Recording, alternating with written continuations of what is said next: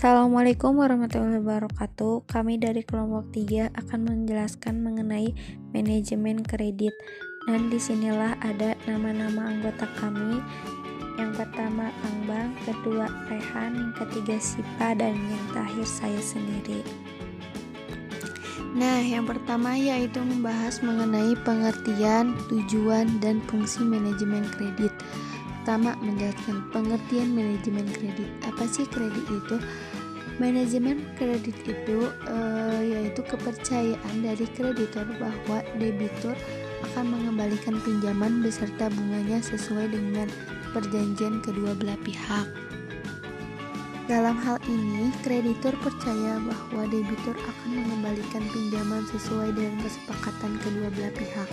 Dan yang dimaksud dengan manajemen kredit adalah proses pemberian kredit, penetapan persyaratan kredit, pemulihan kredit pada saat jatuh tempo, dan memastikan kepatuhan terhadap kebijakan kredit perusahaan, antaranya fungsi-fungsi terkait kredit lainnya.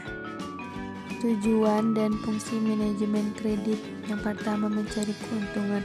Hasil keuntungan yang diperoleh dalam bentuk bunga yang diterima oleh bank sebagai balas jasa dan biaya administrasi kredit yang dibebankan kepada nasabah.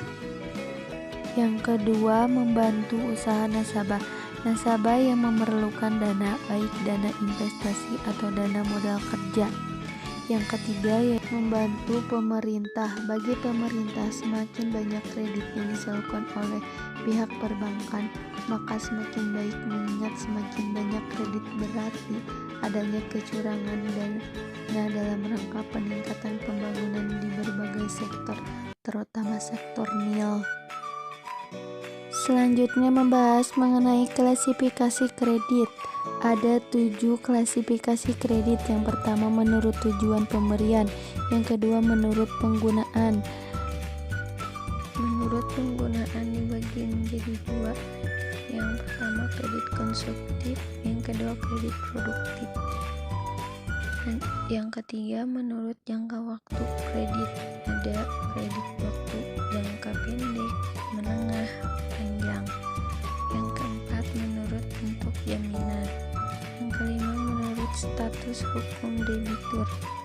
Ada kredit bagi debitur korporasi. Yang kedua kredit bagi debitur perorangan. Keenam, ada menurut segmen usaha. Ada kredit pertanian, kredit industri, kredit desa, kredit pertambangan, kredit koperasi, kredit profesi, kredit konstruksi. Yang ketujuh terakhir menurut sifat pemakaian dana. Ada 2, kredit revolving atau kredit non-revolving. Selanjutnya membahas mengenai aspek-aspek dalam penilaian kredit. Ada 4. Yang pertama, aspek teknis dan operasi.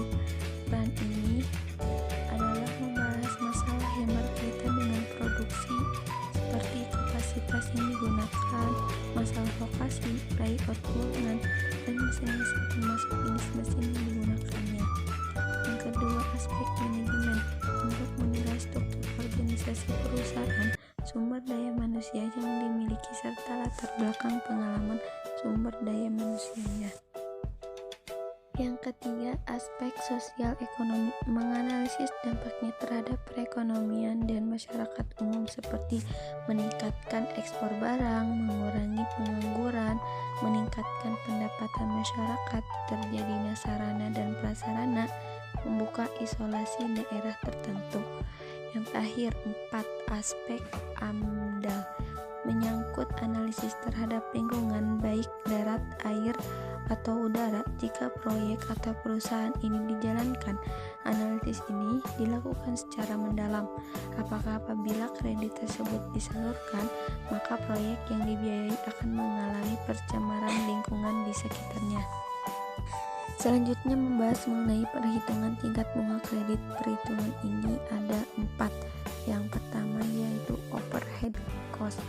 Overhead cost ini adalah biaya yang meliputi biaya administrasi dan umum, biaya penurunan atas nilai produktif, biaya personalia, biaya iklan, promosi, atau biaya lain-lain yang dihitung melalui perbandingan dari biaya overhead bank dengan aset produktif.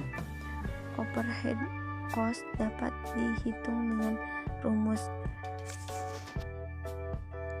rumusnya yaitu over cost sama dengan total biaya overhead atau selain biaya dana dikali 100% per total earning asset. Yang kedua, risk factor. Risk factor ini adalah cadangan apabila terjadi pembiayaan gagal bayar dan macet. Biaya atas percadangan ini ditentukan dari besarnya cadangan penghapusan kredit yang ditentukan oleh Bank Indonesia. Rumusnya yaitu risk factor sama dengan biaya penyelisihan cadangan penghapusan kredit dikali 100% per kredit yang diberikan. Yang ketiga, spirit. Spirit merupakan perbedaan antara bunga yang diterima dari nasabah dan bunga yang dibayar kepada nasabah. Dalam hal pendapatan bunga yang diterima dari nasabah peminjaman lebih rendah daripada biaya bunga yang dibayar oleh bank kepada nasabah disebut dengan negatif spirit. Adapun yang dihitungkan dalam rumus, spirit sama dengan penerimaan bunga dikurangi pengeluaran bunga per earning aset dana yang berbunga. Yang terakhir, tax ratio merupakan suatu ukuran kinerja penerimaan pajak dalam suatu negara. Namun dari berbagai literatur, tax ratio bukanlah suatu satuan indikator yang digunakan dalam pengukuran kinerja pajak. Rumusnya, tax adalah tax ratio sama dengan tax penerimaan perpajakan per produk domestik bruto. Mungkin cukup sekian dari materi yang kami bahas. Semoga bermanfaat untuk kalian semua yang sudah nonton video ini. Wabillahi taufiq wal hidayah. Wassalamualaikum warahmatullahi wabarakatuh.